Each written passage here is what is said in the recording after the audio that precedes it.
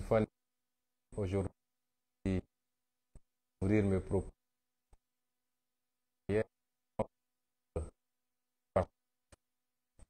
à aiguiller également à vous. Je suis désolé de le faire dans toutes les langues parlées en Afrique, l'anglais, le portugais et même l'arabe.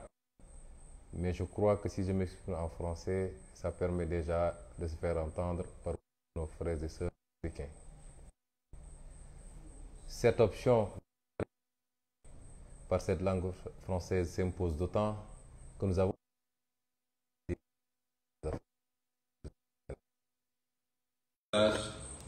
c'est de vous parler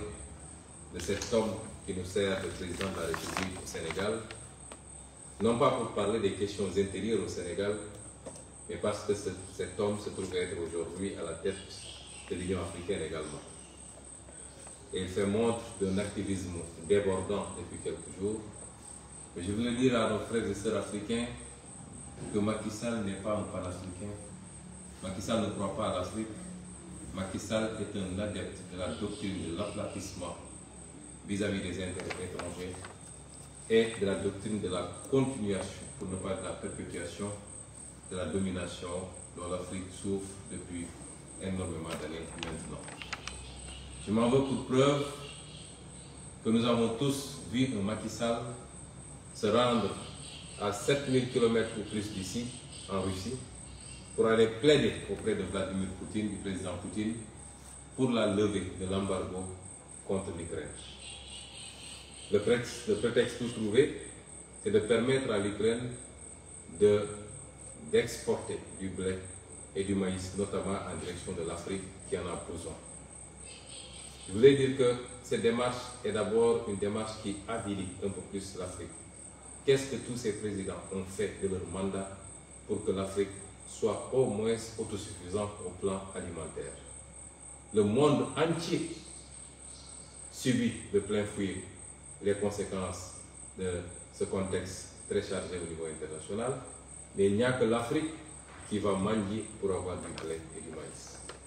Le deuxième constat, c'est que, je vous le disais tantôt, Macky Sall n'est pas un panafricain. Parce que comment pouvez-vous comprendre que ce même Macky Sall asphyxie le Mali, qui est un pays frère, un pays voisin? Je voudrais rappeler à beaucoup d'Africains qui ne connaissent peut-être pas tellement cette histoire, qu'au lendemain des indépendances, le Sénégal et le Mali ne faisaient qu'un dans ce qu'il était convenu d'appeler la Fédération du Mali. Et cette Fédération du Mali a tenu jusqu'en 1962 avant d'imploser. De part et d'autre du Mali et du Sénégal, vous trouverez les mêmes ethnies, les mêmes peuples, les mêmes cultures. Le Mali et le Sénégal et le Mali. Le Mali constitue l'arrière-pays du Sénégal en quelque sorte. Comment pouvez-vous comprendre que Macky Sall ferme le port autonome de Dakar, les aéroports du Sénégal et les frontières routières du Sénégal à ce même Mali, qui passait par le Sénégal pour réaliser l'essentiel de ces importations? Au-delà du fait que c'est une attitude criminelle, c'est en même temps l'exécution d'une commande de ces maîtres occidentaux qui veulent, par la pression, par l'asphyxie, amener le peuple malien à se soulever contre le régime qui est en place. Un panafricain ne peut pas agir comme ça. Un président de l'Union africaine ne peut pas agir comme ça. Macky Sall n'est pas un panafricain. Tout cet activisme dont il fait montre depuis quelque temps ne vise qu'un seul objectif: lui donner un repli international à la fin de son second et dernier mandat. Puisqu'il sait très bien que le Sénégal ne lui permettra pas d'exercer un troisième mandat, tant les deux premiers ont été catastrophiques, mais également il n'y a aucune base constitutionnelle pour un troisième mandat de Macky Sall. Aujourd'hui, il fait du tape-à-l'œil pour demain avoir une plante au niveau des institutions internationales, ou alors, si ça se tournait beaucoup plus mal que cela, pour pouvoir être recueilli et accueilli dans une de ces puissances étrangères. C'est le seul objectif visé par ce tapage de Macky Sall, mais ça n'a rien à voir avec l'intérêt, ni avec l'intérêt de l'Afrique. S'il est allé en Ukraine, c'est parce que ses maîtres occidentaux, et particulièrement la France, lui a demandé pour permettre à l'Ukraine de souffler un peu. Ça n'a absolument rien à voir avec les préoccupations africaines. C'est cet homme aujourd'hui qui dirige le Sénégal depuis malheureusement 10 longues années. C'est cet homme qui est à la tête de l'Union africaine. Il va se servir de cet outil pour assouvir ses desseins personnels, sa boulimie de pouvoir et d'image, mais absolument pas les réformes en profondeur dont l'Afrique a besoin et qui tournent autour d'un seul maître mot, la souveraineté. La souveraineté de l'Afrique, l'indépendance réelle et effective de cette Afrique. Macky Sall ne sera jamais le champion de cette préoccupation africaine et particulièrement de la jeunesse africaine. mbokki Sénégal maa ngi leen di nuyu wax naa léegi nii damaa doore tey gulee sama waxtaan ci kàllaama nasaraan ndax dafa bëri suñuy mbokk fépp ci Afrique yoo xam ne saa suñu génnee wax danañu bëri ñuy bind di ñaxtu daal ñuy di sàkku ci ñun ñu leen di sedd tuuti parce que ñoo ngi suivre la ñuy def yépp rax si doole nag ci li ñu bëggoon wax tey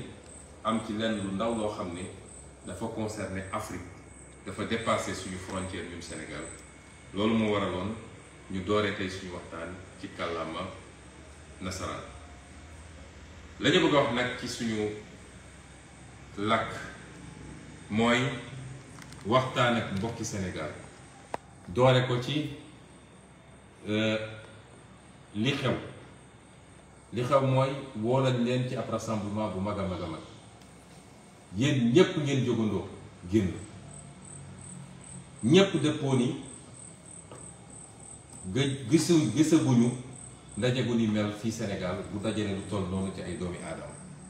te du ci kenn koo xam ne dañ laa jox xaalis wala ñu neexal la wala ñu tegal la ay kaar jox la xaalis boo fayee transport ña andi seen kaar te bëriwuñu ndax dégg nañ ñu naan rassemblement national fu ne la di jóge ci Sénégal déedéet ñëw ñi jóge ci région yi ñëw symbolique la woon waaye ñëpp xam nañ ni bu ñu bëree ba bëri gëmu ni dépassé nañu 200 personnes ci les dizaines et des dizaines de milliers de personnes yu nekkoon foofu ña jóge ci région yi nag jox ñu leen kaar jox ñu leen paas ñoo dajale seen xaalis jël seen kaar dikk loolu di lu rëy te dalal suñu xel ci ni ñun ba ñuy dugg ci politique li ñu bëbbatoon mooy fexe ba am de vrais militants et de vrais sympathisants mooy ñu gëm réew mi ñoo xam ne fu ñu toog ñu ngay laaj seen bopp lan la ñu war a defal réew mi waaye du ñu mel ni ñii ñu ci fekk ci politique nga xam ne fu ñu toog ñu ngi naan naka la ñu fexe ba jëriñoo ñun réew mi loolu dafa mel ni ma ngay bëgg a sotti te yëg-yëg bi nit ñi am nañ ko rawatina nag ndaw ñi loolu ñu wane keroog ca mercredi bi dafa taalaat li xale yi naan cuuraayu dëmm ndax gaa yi mel ni ay dëmm yu jëfoo fi mu toll nii déggante démb ak tey mbóot yépp génn nañu ku nekk ngi caw yi ku nekk ngi mbéj mbéj wax ji bëri na la ci ëpp nag ay saaga la ak ay menaces waaye balaa may ñëw ci ñooñu damay wax ni génn bu njëkk mooy génnu seen njiit ñoom muy Macky Sall ñun suñu bëggee waxtaan ak sénégalais fii la ñuy waxtaan ak sénégalais jaarale ko ci média wu fii wala ñu def suñu live waxtaan ak yéen waaye Sénégal moo am président boo xam ne saa su bëggee wax lu war a soxal sénégalais yi day dem ba ci tubaab yi wala mu woo média tubaab yi ne leen ñëw leen Sénégal bu ko defee mu làkk ak ñoom ay tubaab nga xam ni kii waxut ak Sénégal waaye ñii nga xam ne ñoo ko ngemb ci nasaraan yi ñoom lay waxal waxul ak sénégalais yi ndax li ëpp ci sénégalais yi dégluwuñu tubaab dégguñu ko bu baax ba di ko tal di déglu ñaareel bi mooy génnam ñëpp dégg nañ ko waaye génn gi dañ cee jàngat lu bëri bu ci njëkk mooy moom mooy digal conseil constitutionnel ndax moom bu demee ba ne nii lay demee un point un trait xam nga saa suy wax xol lay waxee ak jaay doole moo tax ma yàgg leen wax ni ku mel ni moom jaayante doole ak moom rek moo koy sotal ba keroog yàlla di tànn diggante moom ak ñun ndax président du ne nii lay demee un point un trait waaye li gën a yéeme gannaaw bu ñu nee moom mooy digal conseil constitutionnel Pape Omar Sakho ak ñi mu àndal Macky moo leen laan def leen ñu def Antoine Diome moom jarul sax may wax luy wane ni amuñu justice ci réew mi justice bu indépendante amul justice politique lañu am boo xam ne dañ koy digal muy def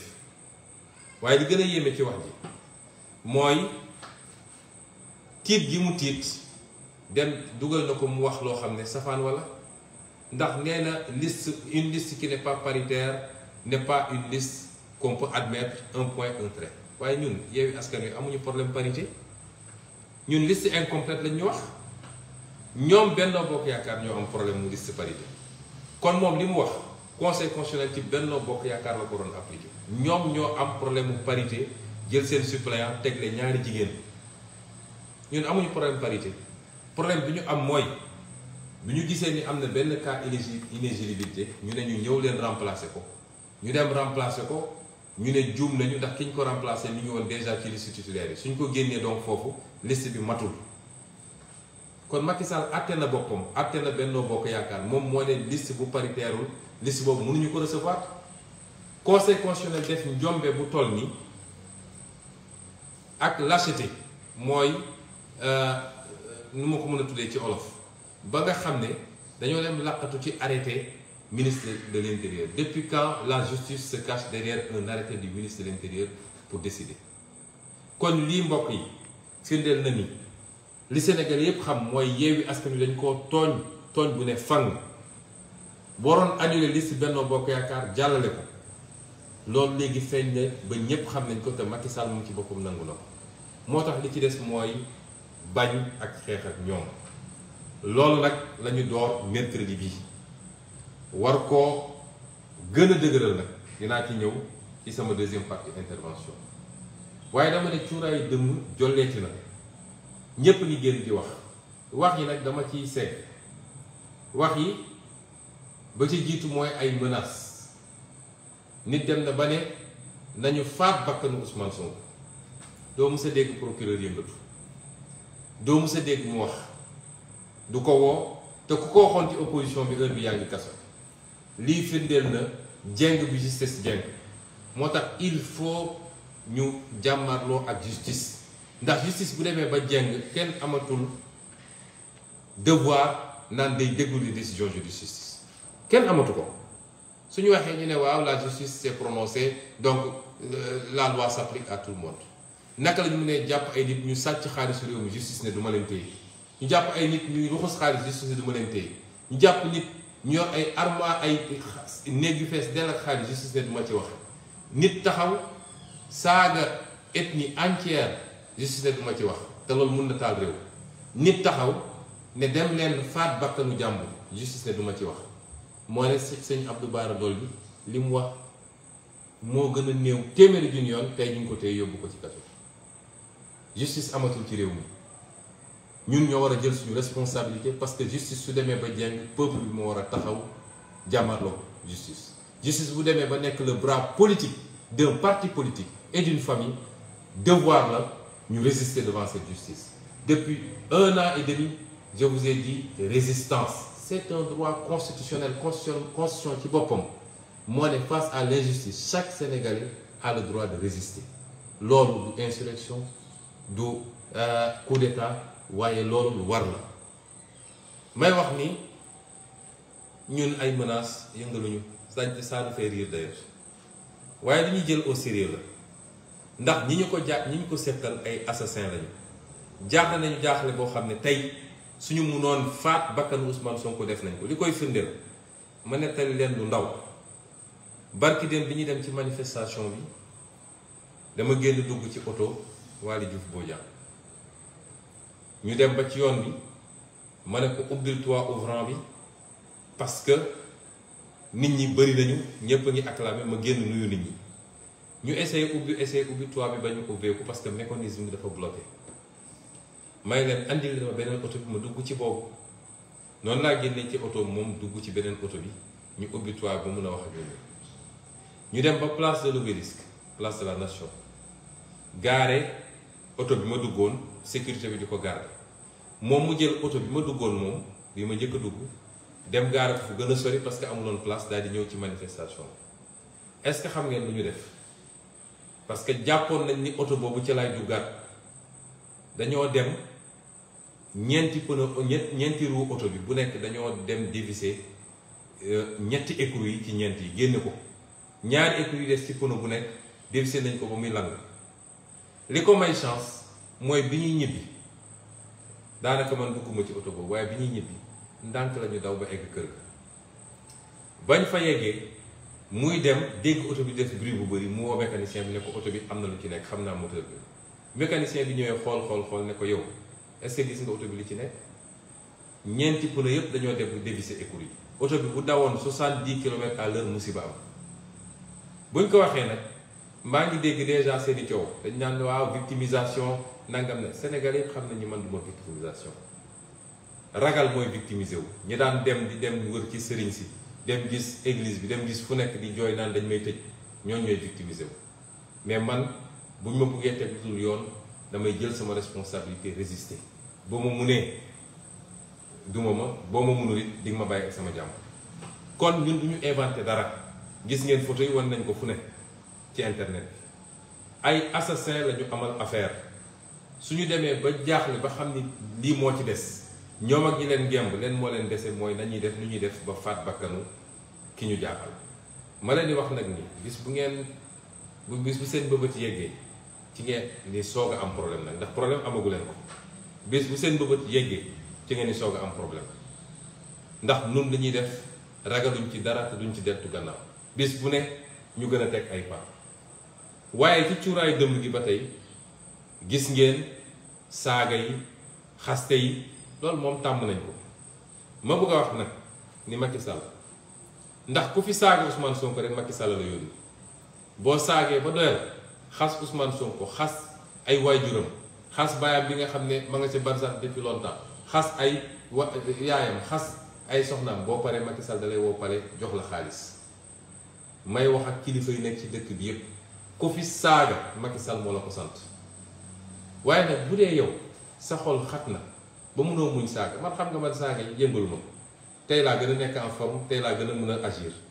waaye bu dee yow sa xol xat na ba ku la tudd nga gaawante ne maa ngi ko yóbbu kaso ngire waay téel sa bopp téel say ñoñ ñu bàyyi di saaga nit ñi ak di xas nit ñi ndax Cheikh Abdou Bara Dolly lii mu ko def nii ànduñu ci kàddu yi ndax nun lañu mës a wax mooy politique du dugg ci vie privée jàmbur politique du saaga jàmbur politique du xas jàmbur rëcc nag mën na am ci ku ne waaye ñiy saaga te ànd ak Macky Sall ci saaga yu gën a bon téeméeri junni yoon ñi ngi fii di dox suba ngoon te justice du leen woo police du leen déglu loolu nag mooy andi injustice ci réew mi ñaareel bi dans la forme li ñu def Cheikh Abdou Bara Dolly teguñu ko fenn parce que loi bi dafa ne député bu nekk en cours de mandat mënuñu ko jàpp lu dul su dee dafa def flagrant délit wala mu def li muy def ba pare di daw ñu jàpp ko ci jamono ji muy daw te bu boobaa bu amee en flagrant délit donc nga ko mën a juger mais jàpp ko ne flagrant délit la def daa dem ba ci biir procureur ne instruction la ñuy def détournement de procédure la lii lañ ma bëggoon def février 2021 lii lañ ma bëggoon def man lànk ne duñ ma ko def nag looloo andi li xew février ba mars 2021 Moustapha Niass bu doon président de l'Assemblée nationale bu baax moom mooy dem génne ji Cheikh Abdou Bara Dolly parce que dañoo xotti worma Assemblée nationale rien que pour régler des comptes ak jàpp ni bu ñu téye Cheikh Abdou Bara Dolly dina wàññi dara suñu campagne ci Mbàkke waaye nax nañ seen bopp bu soobee kiy bind Mbàkke ci nii wala ci nële daan ko gañe cuuraayu dem bi ba léegi nee nañu dellu si nañu léegi ci MFDC nee nañ dañoo jàpp ay rebelle MFDC xam nga li gën a bon ci waa APR mooy mag yoo xam ne dañuy xëy ngeen jégal mu ci kàddu di fen ba guddi amul ministre amul président amul directeur amul Sénégalais yi léegi mënuñoo dégg lu jóge ci APR ba jàpp ni lii dëgg la salle bi ma toog tey keroog def naa fi live fii Ziguinchor ak waa APR dem taxaw ne Dakar nañu tourné live boobu amatuñu sago ci li ñuy def waaye Sénégalais yi kenn gënu leen a yeewu xam nga wax yi daanu sa saret mënul yëngal Sénégalais yi lii lépp nag li mu wone mooy tiit nañu ba tiit ba fu tiit yem lépp lu ñu amoon ci arsenal ñu ngi koy génne nee nañu yooyu dañoo bëgg a yëngal sax suñu kër yi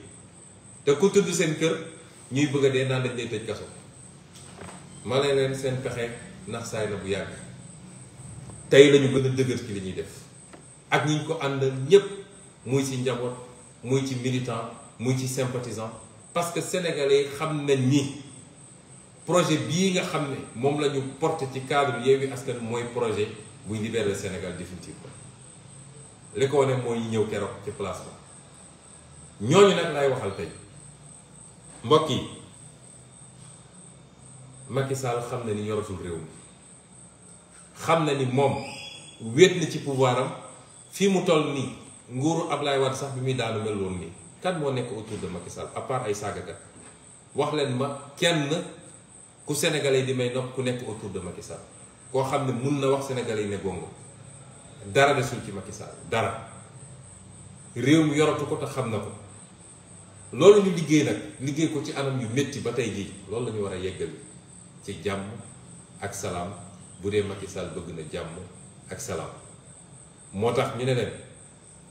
fi mu ne nii lu ne def nañ ko pour gagner la bataille psychologique yow militant bi lay waxal yow sympathisant bi yow sénégalais lambda li nga xam ne ñëw nga keroog ci place de l'Obélisque parce que démocratie nga bëgg a défendre parce que avenir du Sénégal nga bëgg a sauver yow laay waxal la ma la bëgg a wax mooy ñoom def nañu tout pour gagner bataille psychologique bi wax nañu ñëpp ni ku fa dem dinañ la dóor ku fa dem dinañ la rey jàpp leen seen doom yi ñoom yóbbuñu seen doom lu leen ñu wax ko manifestation bi dañ ko infiltrer waaye yow mii ñëwoon ci place de l'Obélisque ak yow mii amoon yéene ñëw te am ngànt yéen ñëpp won ngeen Macky Sall bi seen méthode yooyu nga xam ne méthode bolche KGB yooyu méthode diversion ak méthode xoqatalaate yéen démystifier ngeen méthode yooyu moo tax ngeen ñëw teew bu ko tere woon di ngeen teew bu ko autorisé teew ngeen ñu leen di wax nag ni bataille psychologique boobu ba léegi ca la ñu nekk yi ñuy wax nii yépp ci bataille psychologique la xaste saaga joxe information yu dara taxawul jàpp nañ fii diw ñu ngi doon waaj a def lii loolu yépp pour décourager leen pour ñu démobiliser wu la dañuy wax nag ni Sénégal am na départ sénégalais mën na am départ mais léeg-léeg arrivé bi mooy problème ñu wax leen ni nag li tax ñu lancé appel ne ajjuma bii di ñëw dinañ defaat mobilisation mooy xeex bi dooragul bu jaree ñu dem def place de l'Obélisque transformé ko en place Tahrir nit ñi toog fa ba keroog Macky Sall xam ni réew mi moomu ko te donn ko danañ ko def incha allah moo tax ñu woo leen parce que la ñu bëgg a am ci ajjuma bi di ñëw dañoo bëgg mu doon le double wala le triple de li ñu amoon xam nga li ñu amoon nee nañ mosuñu ko gis ci Sénégal tey dañoo bëgg mu doon le double ou le triple de li ñu amoon te xam ngeen ni lu mën a nekk la ndax bëri na ñoo xam ne gàtt bi préparation bi gàtt ak yeneen gàllankoor ñoo tax mënoon ñëw am na lu ñuy waajal ci préparation kenn ku nekk ci sa parti politique ba multiplier la mobilisation par 2 ou par 3 bëgg nañu des milliers et des milliers et des milliers des dizaines de milliers de Sénégalais daje foofu loolu dafa am solo bras de fer bi il faut ñu gagner ko avec Macky Sall parce que Macky Sall loolu rek la xam loolu moo tax ñu ne leen dinañ waxtaan ak yéen gannaaw bu ñu leen féliciter encourager leen jaajëfal leen parce que li yombut ndax ñoom bu ñu woote woon xaalis bu dul jeex nañ ko génne pour def ay carte du ñu am la moitié de li ñu amoon keroog waaye mbokk yi xeex bi day door meeting bi di ñëw du meetingu leader yi de meetingu yéen jeunesse bi la meetingu yéen jigéen ñi la ce sera le meeting des jeunes et des femmes yéen a koy organiser yéen a jël kàddu bi yéen a wax ci turu Sénégalais ndax Sénégal foo laal fi mu ne nii métti na te fii rek Macky Sall mi ngi président de la République du Sénégal man maa leen ko wax 2019 bu ñu génnee élection présidentielle laa taxaw assemblée nationale ne Sénégalais yi fal ngeen Macky Sall mais 5 ans yi di ñëw dina métti trop ci Sénégal du ma yeneen du ma gisaane kat waaye am na lu ma jàng ci koom-koom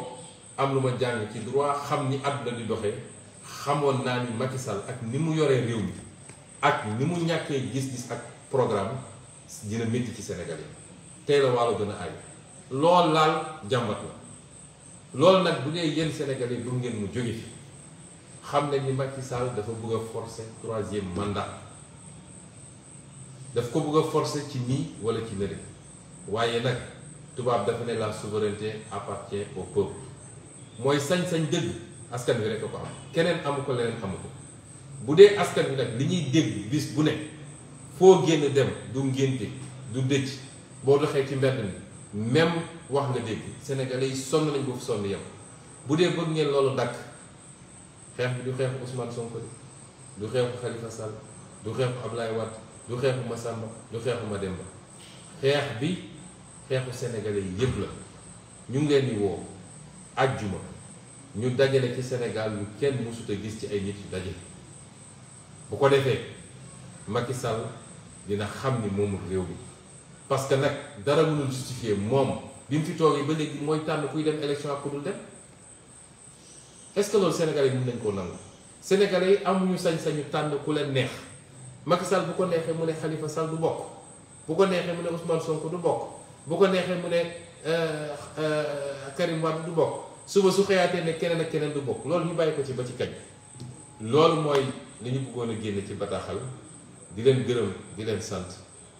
di leen jaajëfal di leen jox dig daje bu soobee yàlla àjjuma si jàmm bu ñu toogee ba alxamis dinañu duggaat ci waxtaan bu gàtt waxtaan ak yéen parce que dañoo toll jamono joo xam ne il faut ñuy jokkoo di waxtaan ñu bëri dañ daan déet sa kàddu na néew